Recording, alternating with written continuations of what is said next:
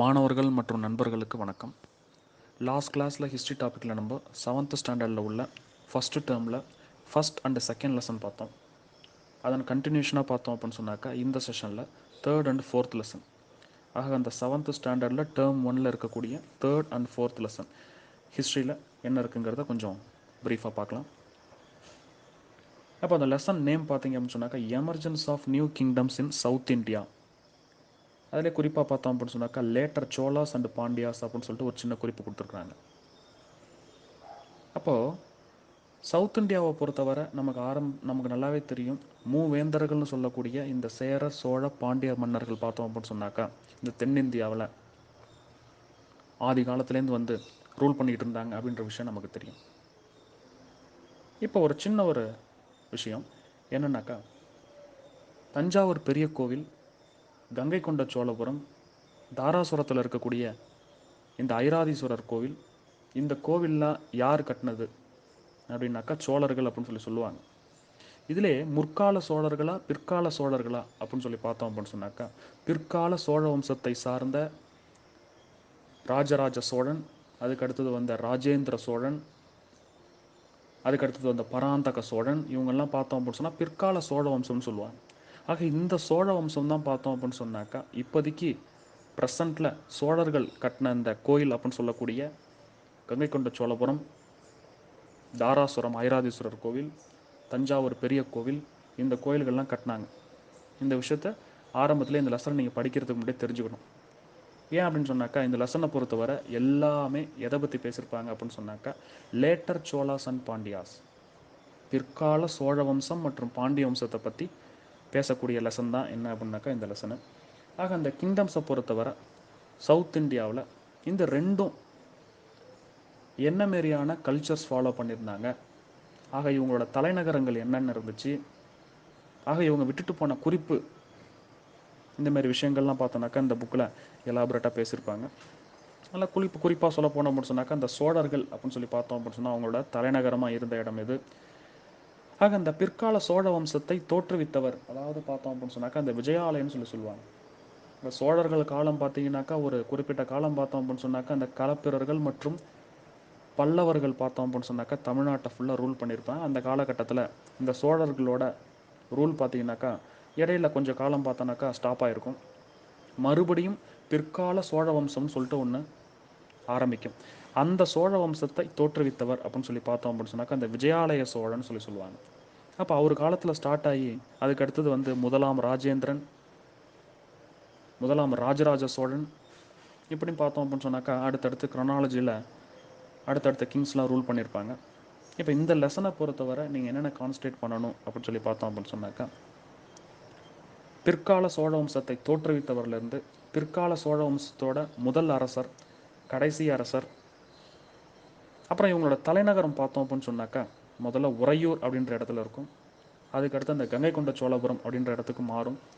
அப்போ இந்த மாற்றம் எதனால் ஏற்படுது, அப்போ எந்த அரசர் இந்த தலைநகரத்தை இந்த இடத்துலேருந்து கங்கை கொண்ட சோழபுரத்திற்கு மாற்றுறாரு, ஆக இந்த சோழ வம்சத்தில் பார்த்தோம் அப்படின்னு சொன்னாக்கா யார் யாரெல்லாம் பவர்ஃபுல் கிங்ஸ், அதுலேயும் குறிப்பாக அந்த முதலாம் ராஜேந்திரனை பற்றி நிறைய இன்ஃபர்மேஷன் கொடுத்துருப்பாங்க. சொல்லப்போனாக்கா இந்த சோழ வம்சத்துலேயே பார்த்தோன்னாக்கா ரெண்டு முக்கியமான அரசர்கள் ரொம்ப பவர்ஃபுல்லாக இருந்திருப்பாங்க. ஒன்று முதலாம் ராஜராஜ சோழன் சொல்லுவாங்க, அடுத்ததாக முதலாம் ராஜேந்திர சோழன் சொல்லுவாங்க. இவங்கெல்லாம் பார்த்தோன்னாக்கா வெரி பவர்ஃபுல்லாக இருந்த ஒரு கேண்டிடேட்ஸ் இவங்க எல்லாமே. ஏன் அப்படின்னு சொன்னாக்கா இவங்க ரெண்டு பேருமே எதுக்கு பெயர் போனவங்க அப்படின்னு சொல்லி பார்த்தோன்னாக்கா கப்பல் படையில், அந்த காலத்திலேயே கப்பல் படையில் பயங்கர ஃபேமஸான ஒரு ஆட்கள் இவங்க எல்லாருமே. அப்போ இந்த முதலாம் ராஜேந்திரன்லாம் பார்த்தோம் அப்படின்னு சொன்னாக்கா இங்கேருந்து இந்தோனேஷியா மற்றும் சுமத்ரா, அந்த காலத்தில் அந்த இடத்த ஸ்ரீ விஜயம்னு சொல்லுவாங்க. அப்போ அந்த இடத்துலலாம் சோழர்களோட ரூலை எஸ்டாப்ளிஷ் பண்ணியிருப்பாங்க. இப்போ அந்த மாதிரியான டீட்டெயில்ஸ் கொஞ்சம் மைனூட்டாக நீங்கள் என்ன பண்ணணும்னா கொஸ்டின்ஸாக நீங்கள் எடுக்கணும். அப்போ அந்த கங்கை கொண்ட சோழபுரம் அப்படின்ற ஊர் உருவாகிறதுக்கான காரணம் என்ன, அப்போ எந்த வார் மெமோரியலாக பார்த்தோம் அப்படின்னு சொன்னாக்கா அந்த கங்கை கொண்ட சோழபுரம் அமைக்கப்பட்டது, யாரால் அமைக்கப்பட்டது, ஆக தலைநகரம் மாற்றப்பட்டதுக்கான காரணம் என்ன, எந்த அரசர் சோழ அரசர் மாற்றினார் அப்படின்னு டீட்டெயில்ஸில் நீங்கள் என்ன பண்ணணும், கொஞ்சம் டீட்டெயிலாக எடுக்கணும். அதுக்கடுத்து இந்த உத்தரமேரூர் கல்வெட்டை பற்றி இன்னும் கொஞ்சம் எலாபரேட்டாக பேசியிருப்பாங்க இந்த பார்ட்டில். இது எந்த டிஸ்ட்ரிக்டில் இருக்குது, இது இந்த இந்த இந்த உத்தரமேரூர் கல்வெட்டு அல்லது உத்தரமேரூர் இன்ஸ்கிரிப்ஷன் வந்து பார்த்தோம் அப்படின்னு சொன்னாக்கா எந்த சோழ அரசருடையது அப்படின்னு டீட்டெயில்ஸ்லாம் பார்த்தோம்னாக்கா கொஞ்சம் எலாபரேட்டாக கொடுத்துருப்பாங்க. ரொம்பவே முக்கியமான பார்ட் அந்த பார்ட்லாமே. அதுக்கு அடுத்தது ஒரு சில லேண்டு நம்ம ஆல்ரெடி பார்த்தோம், பள்ளிச்சந்தம், சாலபோகம், பிரம்மதேயம் அப்படின்ற லேண்ட்லாம் பார்த்தோம் அப்படின்னு சொன்னாக்கா ஒரு குறிப்பிட்ட காலகட்டத்தில் பொதுமக்களுக்காக கொடுக்கப்பட்ட ஒரு லேண்டு. அந்த லேண்டை வச்சுக்கிட்டு அந்த லேண்டை யார்கிட்ட கொடுக்குறாங்களோ அந்த லேண்டை பொறுத்தவரை அதில் வரக்கூடிய வருவாயை வச்சுக்கிட்டு அவங்க எந்த ஃபீல்டில் இருக்காங்களோ அந்த ஃபீல்டை டெவலப் பண்ணதுக்காக கொடுக்கப்படுகிற ஒரு லேண்டுன்னு சொல்லி பார்த்தோம். அப்போ அந்த சோழர்கள் காலத்தில் பார்த்தோம் அப்படின்னு சொன்னாக்கா அந்த லேண்டை கொடுத்துட்டு அதுலேருந்து ஒரு வரி ஒன்று கலெக்ட் பண்ணுறாங்க. சோழர் காலத்து வரி அப்படின்னு ஜென்ரலாக சொல்லுவாங்க, காணிக்கடன் அப்படின்னு சொல்லுவாங்க அந்த வரியை. அப்போ அந்த வரியெல்லாம் பார்த்தோம் அப்படின்னு சொன்னாக்கா இம்பார்ட்டண்ட்டாக நீங்கள் கொஸ்டின்ஸாக எடுத்துக்கிடணும். இதுமாரி தான் வந்து நம்ம கேள்வி கேட்குறாங்க எப்போதும். டிஎன்பிஎஸ்சி எக்ஸாம்ஸாக இருக்கட்டும், டெட்டாக இருக்கட்டும், இந்தமாரியான கேள்விகள் தான் அதிகமாக கேட்குறாங்க. சரிங்களா? அதுக்கு அடுத்தது பார்த்தோம் அப்படின்னு சொன்னாக்கா ஒரு சில மானுமெண்ட்ஸ், ஃபார் எக்ஸாம்பிள் வேத கல்லூரி, சோழர் காலத்து பார்த்தோம் அப்படின்னு சொன்னாக்கா வேத கல்லூரிகள் எல்லாம் பார்த்தோம் அப்படின்னு சொன்னாக்கா கல்வியின் வளர்ச்சிக்காக நிறைய கல்லூரிகள்லாம் பார்த்தோம் அப்படின்னு சொன்னால் சோழர் காலத்தில் கட்டி கொடுத்துருப்பாங்க. அப்போ அந்த மாதிரியான கல்லூரிகள் எங்கே அமையப்பட்டது? ஜென்ரலாக மானுமெண்ட்ஸ் அப்படின்னு எடுத்துங்க. தனியாகவே ஒரு 4 கொஷின் 5 கொஷின் பார்த்தோம் அப்படின்னு சொன்னாக்க இந்த மானுமெண்ட்ஸுக்கு இம்பார்ட்டன்ஸ் கொடுத்து எடுத்து வச்சுங்க. ரொம்ப முக்கியமாக கேள்விகளாக வரக்கூடியது இது எல்லாமே. அதுக்கு அடுத்தது பார்த்தோம் அப்படின்னு சொன்னாக்கா ஒரு சில ட்ரேடர்ஸை பற்றின இன்ஃபர்மேஷன்ஸ்லாம் அதை கொடுத்துருப்பாங்க. ட்ரேடர்ஸ் அப்படின்னு சொல்லி பார்த்தோம் அப்படின்னு சொன்னாக்கா 5 வண்ணத்தார் மற்றும் மணி கிராமத்தார் அப்படின்னு சொல்லிட்டு 2 ட்ரேடர்ஸ் இருப்பாங்க. இப்போ இந்த 5 வண்ணத்தார் அப்படின்றவங்கலாம் பார்த்தோம் அப்படின்னு சொன்னால் கடல் கடந்து வணிகம் செய்வதில், இந்த இம்போர்ட் எக்ஸ்போர்ட்லாம் பார்த்தோன்னாக்கா ஆதி காலத்தில் நடந்த ஒரு விஷயம்தான். அதுலேயும் இந்த கடல் கடந்து வாணிகம் அல்லது வணிகம் செய்யக்கூடிய ஒரு ட்ரேட் பீப்புள்ஸை பார்த்தோம் அப்படின்னு சொன்னாக்கா 5 வண்ணத்தார் அப்படின்னு சொல்லுவாங்க. அதேமாதிரி பார்த்தோன்னாக்கா இந்த மணி கிராமத்தார் அப்படின்னு இன்னொரு குரூப் இருக்காங்க. அவங்க பார்த்தோம் அப்படின்னு சொன்னாக்கா இறக்குமதி செய்யப்பட்ட பொருட்களை உள்நாட்டில் வணிகம் செய்யக்கூடிய ட்ரேடிங் பீப்புள்ஸ், அவங்களாம் பார்த்தோன்னாக்கா மணி கிராமத்தார் அப்படின்னு சொல்லுவாங்க. ஆக இந்தமாரி விஷயங்கள்லாம் ரொம்ப ரொம்ப ரொம்ப முக்கியமான பகுதி.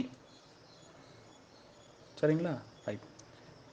அப்போ அந்த சோழர் காலத்தை பொறுத்தவரை பொதுவாக வந்து மானுமெண்ட்ஸுக்கு இம்பார்ட்டன்ஸ் கொடுக்கணும், இன்ஸ்கிரிப்ஷன்ஸ்க்கு இம்பார்ட்டன்ஸ் கொடுக்கணும். அதேமாரி இந்தமாரி ட்ரேடிங் பீப்புள்ஸ்லாம் யார் யார் அப்படின்ற டீட்டெயில்ஸ்லாம் கொடுத்துருப்பாங்க. இதுக்கெல்லாம் நீங்கள் இம்பார்ட்டன்ஸ் கொடுக்கணும். இதுக்கு அடுத்தது பார்த்தோம் அப்படின்னு சொன்னாக்கா பாண்டியாஸ். ஆக அந்த பாண்டியர்கள் அப்படின்னு சொல்லி பார்த்தோம் அப்படின்னு சொன்னாக்கா 2 டிஃப்ரென்ஷியேஷன் காட்டியிருப்பாங்க. ஒன்று பார்த்தோம் அப்படின்னு சொன்னாக்கா தொடக்க கால பாண்டியர்கள் அப்படின்னு சொல்லிட்டு, அடுத்தது பார்த்தோம் அப்படின்னு சொன்னால் பிற்கால பாண்டியர்கள், ஏர்லி பாண்டியாஸ், லேட்டர் பாண்டியாஸ்ன்னு சொல்லி கொடுத்துருப்பாங்க. அப்போ அந்த ஏர்லி பாண்டியாஸோட துறைமுகம் எங்கே இருந்துச்சு, ஹார்பர். ஏர்லி பாண்டியாஸோட ஹார்பர் எங்கே இருந்துச்சு, லேட்டர் பாண்டியாஸோட ஹார்பர் எங்கே இருந்துச்சு. அதே மாதிரி ஏர்லி பாண்டியாஸோட கேபிட்டல் தலைநகரம் எங்கே இருந்துச்சு, லேட்டர் பாண்டியாஸோட தலைநகரம் எங்கே இருந்துச்சு அப்படின்னு டிஃப்ரென்ஷியேஷன்லாம் பார்த்தோம் அப்படின்னு சொன்னாக்கா இந்த பார்ட்டில் ரொம்ப எலாபரேட்டாக கொடுத்துருப்பாங்க. இதெல்லாம் வந்து அடிக்கடி கேட்கக்கூடிய கொஷின்ஸாகவே டிஎன்பிஎஸ்சியில் இருக்குது. ஆகவே நீங்கள் என்ன பண்ணிக்கணும் அப்படின்னு சொன்னாக்கா பாண்டியர்களோட துறைமுகம் அப்படின்னு தனியாக எடுத்து வச்சு எழுதி வச்சுக்கணும். அடுத்தது பாண்டியர்களோட தலைநகரம், அதுவும் முற்கால பிற்கால ரெண்டுத்துலேயும் பார்த்தோம் அப்படின்னு சொன்னாக்கா தனியாக எடுத்து கொஷின்ஸாக மேக் பண்ணிக்கோங்க. ஆக அதுக்கப்புறம் பார்த்தோம் அப்படின்னு சொன்னாக்கா ஒரு சில பாண்டியர்களுடைய அரசர்களை பற்றி பேசியிருப்பாங்க. ஃபார் எக்ஸாம்பிள் அரிகேசரி அப்படின்னு ஒரு நபர். இந்த அரிகேசரி அப்படின்றவரோட இன்னொரு பேர் தான் என்ன அப்படின்னாக்கா கூன் பாண்டியன்னு சொல்லுவாங்க. அப்போ இவங்க என்னென்ன ரிஃபார்ம்ஸ்லாம் கொண்டு வந்தாங்க அப்படின்னு டீட்டெயில்ஸ்லாம் பார்த்தோன்னாக்கா கொடுத்துருப்பாங்க. அதெல்லாம் ரொம்ப முக்கியம். அதுக்கு அடுத்தது இந்த பாண்டியர்களோட ஹார்பர்லேயே ரொம்ப முக்கியமான ஒரு ஹார்பர் பார்த்தோம் அப்படின்னு சொன்னாக்கா காயல் அப்படின்னு சொல்லுவாங்க. காயல் துறைமுகம் அப்படின்னு சொல்லுவாங்க. இப்போ இந்த துறைமுகம் தான் பாண்டியர்களுக்கு ஏற்றுமதி மற்றும் இறக்குமதிக்கான ஒரு மெயின் பென்ட்டாக இருந்துச்சு. அப்போ அந்த காயல் துறைமுகத்தை பார்த்தோம் அப்படின்னு சொன்னாக்கா நிறைய இந்த ஹார்ஸ் ட்ரேடுன்னு சொல்லுவாங்க, குதிரை வணிகம், இதெல்லாம் கேட்பாங்க. பாண்டியர் காலத்து குதிரை வணிகம் நடைபெற்ற இடம் அப்படின்னு சொல்லிட்டு என்ன பண்ணியிருப்பாங்க, 4 ஆப்ஷன் கொடுத்துருப்பாங்க. அப்போ இந்த மாதிரியான கேள்விகளுக்கு நீங்கள் இம்பார்ட்டன்ஸ் கொடுக்கணும். சரிங்களா? ரைட். இப்போ இந்த லெசனை பொறுத்தவரை later Cholas and later Pandyas அப்படின்ற விஷயத்துக்கு நல்லா இம்பார்ட்டன்ஸ் கொடுங்க. இதுக்கு அடுத்த லெசன் பார்த்தோம் அப்படின்னு சொன்னாக்கா டெல்லி சுல்தான் அப்படின்னு சொல்லுவாங்க. அப்போ டெல்லி சுல்தான்னா முதல்ல யார் அப்படின்னு சொல்லி பார்த்தோம் அப்படின்னு சொன்னாக்கா, அராப்ஸ் அண்ட் டர்க்கிஷ் இன்வேஷன்ஸ் அப்படின்னு சொல்லி நம்ம ஆரம்பத்திலே பார்த்துருக்கோம். அதிலும் குறிப்பாக பார்த்தோன்னாக்கா முகமது கஜ்னி அண்ட் முகமது கோரி அப்படின்னு 2 நபர்களை பற்றி நம்ம பார்த்தோம். இப்போ இந்த முகமது கோரியை பொறுத்தவரை பார்த்தோம் அப்படின்னு சொன்னாக்கா, he is also Turkish people. இந்தியாவுக்குள்ள எக்ஸ்பெடிஷனுக்காக வராரு. வர்றப்போ பார்த்தோம் அப்படின்னு சொன்னாக்கா டெல்லியை சூறையாடிட்டு டெல்லியில் இவரோட ஸ்லேவான குட்புதீன் ஐபக் அப்படின்னு ஒரு நபரை பார்த்தோம் அப்படின்னு சொன்னாக்கா இந்தியாவில் விட்டுட்டு போகிறாரு.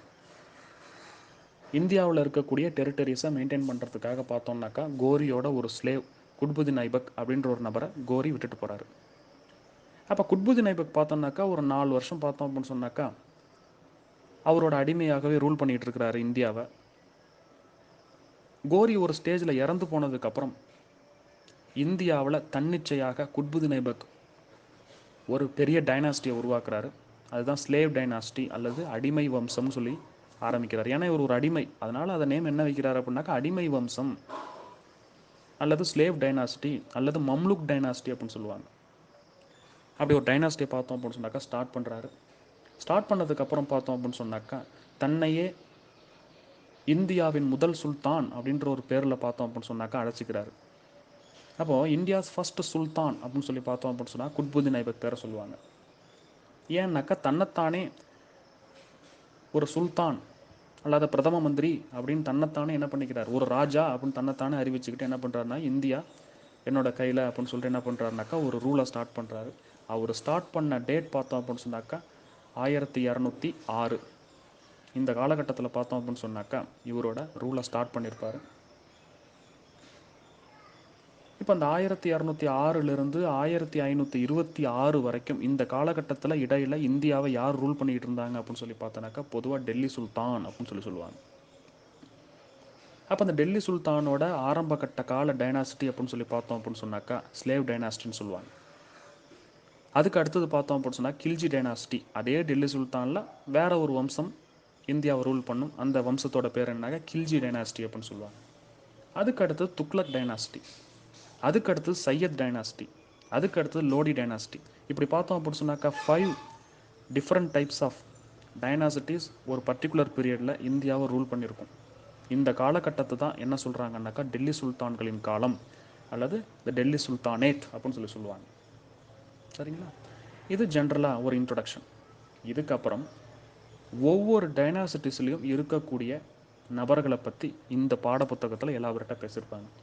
அதுவும் குறிப்பாக பார்த்தோம் அப்படின்னு சொன்னால் குட்புதீன் ஐபக், இல்துமிஷ், ரசியா, இவங்கெல்லாம் பார்த்தோன்னாக்கா அந்த பால்பன், இவங்கெல்லாம் பார்த்தோம் அப்படின்னு சொன்னாக்கா ஸ்லேவ் டைனாஸ்டியில் வருவாங்க. ஆக இவங்க கொண்டு வந்த புது ரிஃபார்ம்ஸ் என்ன இந்தியாவில், குறிப்பாக பார்த்தோம் அப்படின்னு சொன்னாக்கா என்னென்ன மானுமெண்ட்ஸ்லாம் கட்டினாங்க. எடுத்துக்காட்டாக சொல்ல போனோம் அப்படின்னு சொன்னாக்கா குதுப் மினார் அப்படின்னு சொல்லிட்டு ஒரு மானுமெண்ட். அந்த குதுப் மினாரை வந்துட்டு யார் கட்ட ஆரம்பித்தது, யார் கட்டி முடித்தது அப்படின்ற டீட்டெயில்ஸ்லாம் கொஞ்சம் மைனூட்டாக நீங்கள் எடுத்துக்கணும். அதுக்கு அடுத்தது பார்த்தோம் அப்படின்னு சொன்னாக்கா இந்த ரசியா அப்படின்றவங்கள பற்றி பேசியிருப்பாங்க. இவங்க தான் பார்த்தோம் அப்படின்னு சொன்னாக்கா இந்தியாவிலேயே முதல் பெண் அரசி அப்படின்னு சொல்லி சொல்லுவாங்க. இந்தியாவை ஆண்ட முதல் முஸ்லீம் பெண் அரசி அப்படின்னு சொல்லி சொல்லுவாங்க. அப்போ அவங்கள பற்றின டீட்டெயில்ஸ்லாம் கொடுத்துருப்பாங்க. ஏதாவது புது ரிஃபார்ம்ஸ் கொண்டு வந்திருக்காங்களா அப்படின்னு சொல்லிட்டு தனியாக நீங்கள் எழுதி வச்சுக்கணும். அதன் தொடர்ச்சியாக பார்த்தோம் அப்படின்னு சொன்னாக்கா பால்பன், கியாசுதீன் பால்பன் அப்படின்னு போட்டிருப்பாங்க.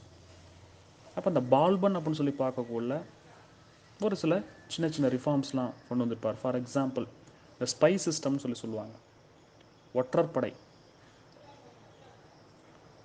இந்த மாதிரியான டிபார்ட்மெண்ட்லாம் உருவாக்குறது யார் இந்தியாவில் அப்படின்ற டீட்டெயில்ஸ்லாம் இந்த லெசன் ஃபுல்லாகவே நீங்கள் தனியாக எடுத்து எழுதி வச்சுக்கணும். அடுத்ததாக பார்த்தோம் அப்படின்னு சொன்னாக்கா இது இப்போ பார்த்தது எல்லாமே ஸ்லேவ் டைனாஸ்டி. இதுக்கு அடுத்தது பார்த்தோம் அப்படின்னு சொன்னாக்கா கில்ஜி டைனாஸ்டி. இதில் முக்கியமான ஒரு நபர் பார்த்தோம் அப்படின்னு சொன்னாக்கா அலாவுதீன் கில்ஜி. பத்மாவத் படம் பார்த்துருப்பீங்க. அந்த படத்தில் அலாவுதீன் கில்ஜி அப்படின்ட்டு ஒரு கேரக்டர் வரும். அந்த அலாவுதீன் கில்ஜி பார்த்தோம் அப்படின்னு சொன்னாக்கா என்னென்ன ரிஃபார்ம்ஸ், குறிப்பாக பார்த்தோம்னாக்கா இந்தியாவில் மார்க்கெட் ரிஃபார்ம்ஸ்னு சொல்லுவாங்க. அங்காடி சீர்திருத்தம்னு தமிழில் சொல்லுவாங்க. இப்போ அந்த அங்காடி சீர்திருத்தத்தை பொறுத்தவரை தமிழ்நாட்டில் இந்தியாவில் ஏன் இதை அவர் கொண்டு வரணும் அப்படின்னு சொல்லி பார்த்தோம் அப்படின்னு சொன்னாக்கா இந்தியாவில் பார்த்தோம் அப்படின்னு சொன்னாக்கா இன்ஃப்ளேஷன் அப்படின்ற ஒரு விஷயம் இன்ன வரைக்கும் பிரச்சனையாக இருந்துகிட்டு இருக்கு. அதாவது பணவீக்கம்னு சொல்லுவாங்க. பணத்தோட வேல்யூ குறைஞ்சிடும். மக்கள்கிட்ட அதிகமாக பணப்பழக்கம் இருக்கும், அதனால் பணத்தோட வேல்யூ குறைஞ்சிரும். இந்த விஷயத்தை கண்ட்ரோல் பண்ணுறதுக்கு இன்ன வரைக்கும் ஆர்பிஐ பிரச்சனையாக தான் இருந்துகிட்டு இருக்குது. ஆர்பிஐ அவங்களோட மெயின் மோட்டிவே பார்த்தோம் அப்படின்னு சொன்னாக்கா இன்ஃப்ளேஷனை கட்டுப்படுத்துறது. இந்த விஷயத்தை அலாவுதீன் கில்ஜி அப்பயே பண்ணியிருப்பார். இந்த புழக்கம்னு சொல்லக்கூடிய அந்த இன்ஃப்ளேஷன், சரிங்களா, பணப்பழக்கம் அதிகமாக இருக்கும், பணத்தோட வேல்யூ குறைஞ்சிரும். இந்த மாதிரியான ஒரு மார்க்கெட் ரிஃபார்ம்ஸை பார்த்தோம் அப்படின்னு சொன்னாக்கா ஆதி காலத்தில் அந்த அலாவுதீன் கில்ஜி பார்த்தோம் அப்படின்னு சொன்னால் பண்ணியிருப்பார். ஒரு ப்ரைஸ் ரேட்டை ஃபிக்ஸ் பண்ணியிருப்பார். இந்த ப்ரைஸில் தான் இந்த ப்ராடக்ட்டை நீங்கள் சேல் பண்ணணும், அதுக்கு மேலேயோ அதுக்கு கீழேயோ சேல் பண்ணாக்கா என்ன பண்ணிவிடுவாங்கனாக்கா பிடிச்சி ஜெயிலில் போட்டுருவாங்க.